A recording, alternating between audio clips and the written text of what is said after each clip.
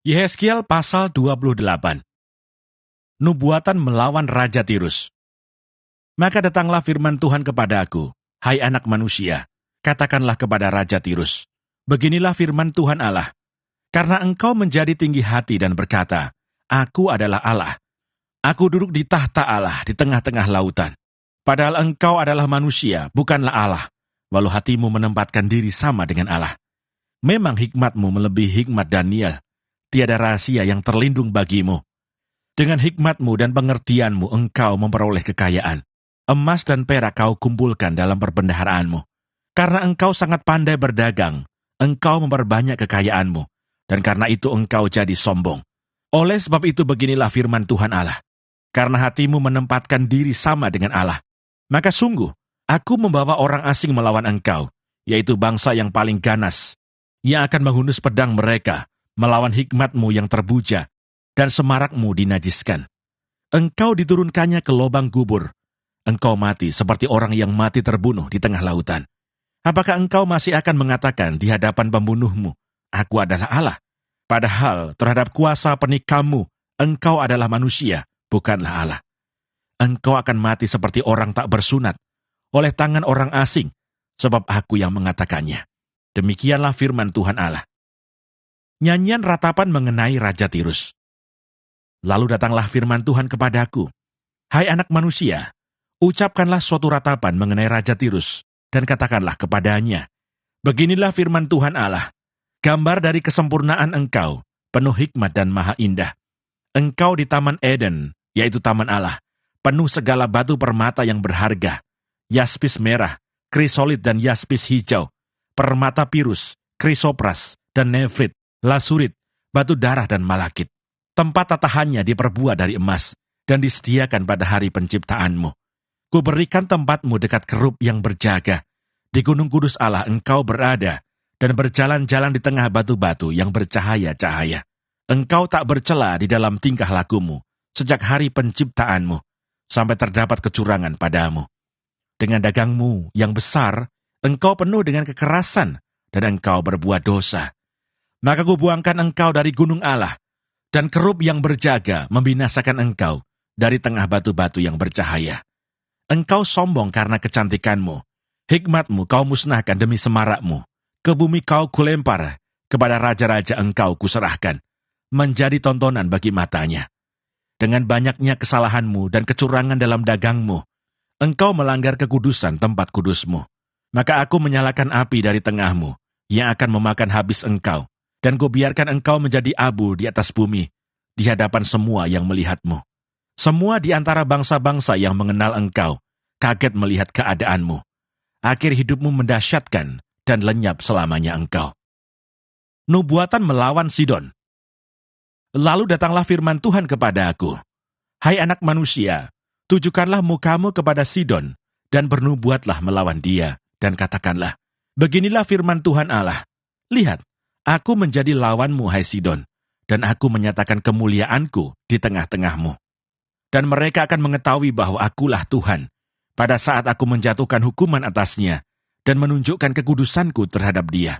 Aku akan mendatangkan sampar atasnya, dan darah akan mengalir di jalan-jalannya, dan orang-orang akan mati rebah di tengah-tengahnya, karena pedang yang datang dari sekitarnya melawan dia. Dan mereka akan mengetahui bahwa akulah Tuhan. Dan tidak akan ada lagi bagi kaum Israel dari semua tetangganya yang menghina mereka, menjadi duri yang menusuk atau onak yang memedihkan, dan mereka akan mengetahui bahwa akulah Tuhan Allah. Beginilah firman Tuhan Allah, pada saat aku mengumpulkan kaum Israel dari tengah suku-suku bangsa, di mana mereka berserak, dan aku menunjukkan kekudusanku kepada mereka di hadapan bangsa-bangsa, maka mereka akan diam di tanah mereka, yang telah kuberikan kepada hambaku Yakub. Mereka akan diam di sana dengan aman tenteram. Mereka akan membangun rumah dan membuat kebun anggur. Iya, mereka akan diam dengan aman tenteram pada saat aku menjatuhkan hukuman atas semua tetangganya yang menghina mereka. Dan mereka akan mengetahui bahwa akulah Tuhan Allah mereka. Yehezkiel pasal 29. Nubuatan melawan Mesir dan Firaun. Pada tahun ke-10, dalam bulan yang ke-10, pada tanggal 12 bulan itu, datanglah firman Tuhan kepadaku. Hai anak manusia, tujukanlah mukamu kepada Firaun Raja Mesir, dan bernubuatlah melawan dia dan melawan seluruh Mesir. Berbicaralah dan katakan, beginilah firman Tuhan Allah. Lihat, aku menjadi lawanmu, hai Firaun Raja Mesir, buaya yang besar, yang berbaring di tengah anak-anak sungaimu, yaitu Nil, dan yang berkata, sungai Nil aku punya, aku yang membuatnya. Aku akan mengenakan kelikir pada rahangmu, dan membuat ikan dari anak-anak sungaimu berlekatan pada sisikmu. Aku akan mengangkat engkau dari tengah anak-anak sungaimu, dengan segala ikannya yang berlekatan pada sisikmu. Dan aku akan melemparkan engkau ke padang gurun. Ya, engkau dengan segala ikan anak-anak sungaimu. Engkau akan jatuh di padang, dan tidak akan dipungut atau dikubur. Aku memberikan engkau menjadi makanan binatang-binatang liar, dan burung-burung di udara. Dan semua penduduk Mesir akan mengetahui bahwa akulah Tuhan. Oleh karena engkau ibarat tongkat bambu bagi kaum Israel. Pada saat mereka memegang engkau dengan tangan, engkau patah terkulai, dan engkau melukai bahu mereka semua. Dan waktu mereka bertopang padamu, engkau patah, dan engkau membuat mereka semua terhuyung-huyung. Oleh sebab itu beginilah firman Tuhan Allah. Sungguh, aku mendatangkan pedang atasmu dan melenyapkan manusia dan binatang daripadamu, sehingga tanah Mesir akan menjadi sunyi sepi dan menjadi reruntuhan, dan mereka akan mengetahui bahwa akulah Tuhan. Oleh karena engkau berkata, sungai Nil aku punya, aku yang membuatnya, maka sungguh aku menjadi lawanmu dan lawan anak-anak sungaimu, dan aku akan membuat tanah Mesir menjadi reruntuhan dan menjadi sunyi sepi, mulai dari Migdol sampai Siene, bahkan sampai perbatasan tanah Etiopia. Tidak seorang manusia pun akan melintasinya, bahkan seekor binatang pun tidak, dan tanah itu tidak akan didiami selama 40 tahun. Aku akan membuat tanah Mesir menjadi sunyi sepi di tengah negeri-negeri yang sudah dimusnahkan, dan kota-kotanya akan menjadi sunyi sepi di tengah kota-kota yang diruntuhkan selama 40 tahun. Aku akan menyerahkan orang Mesir di antara bangsa-bangsa dan menghamburkannya ke semua negeri. Sebab beginilah firman Tuhan Allah. Pada akhir ke-40 tahun itu, aku akan mengumpulkan orang-orang Mesir dari tengah bangsa-bangsa di mana mereka berserak, dan aku akan memulihkan keadaan Mesir dan mengembalikan mereka ke tanah Patros, yaitu tanah asal mereka. Dan di sana mereka menjadi kerajaan yang lemah. Di antara kerajaan-kerajaan, ia akan yang paling lemah, dan tidak akan dapat meninggikan dirinya lagi di antara bangsa-bangsa lain. Aku akan membuat mereka begitu lemah, sehingga mereka tidak akan memerintah bangsa-bangsa lagi. Dan bagi kaum Israel, mereka tidak lagi menjadi kepercayaan, yang mengingatkan kesalahan Israel, kalau Israel berpaling kepada mereka untuk meminta pertolongan. Dan Mesir akan mengetahui bahwa akulah Tuhan Allah. Mesir menjadi upah Nebukadnezar. Lalu pada tahun ke-27 dalam bulan pertama, pada tanggal 1 bulan itu, datanglah firman Tuhan kepadaku. Hai anak manusia, Nebukadnezar Raja Babel menyuruh tentaranya bekerja keras melawan Tirus. Semua kepala sudah gundul, dan semua bahu sudah lecet, tetapi baik ia maupun tentaranya tidak mendapat untung dari Tirus atas usaha yang dilakukannya melawan dia. Oleh sebab itu beginilah firman Tuhan Allah. Aku memberikan tanah Mesir kepada Nebukadnezar Raja Babel, dan ia akan mengangkut kekayaannya. Ia akan melakukan perampasan dan penjarahan, dan itulah upah bagi tentaranya.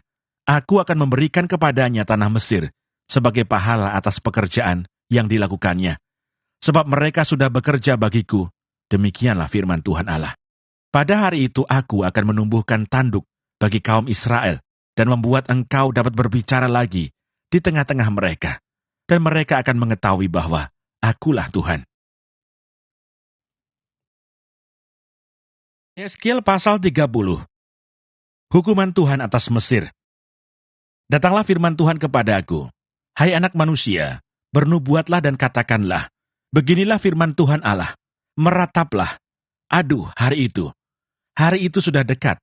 Hari Tuhan sudah dekat. Hari dengan awan gelap. Itu adalah saat bangsa-bangsa. Pedang datang atas Mesir dan Etiopia akan gemetar pada saat berbahan. Orang-orang yang mati terbunuh di Mesir dan kekayaannya dilarikan dan dasar-dasarnya terbongkar.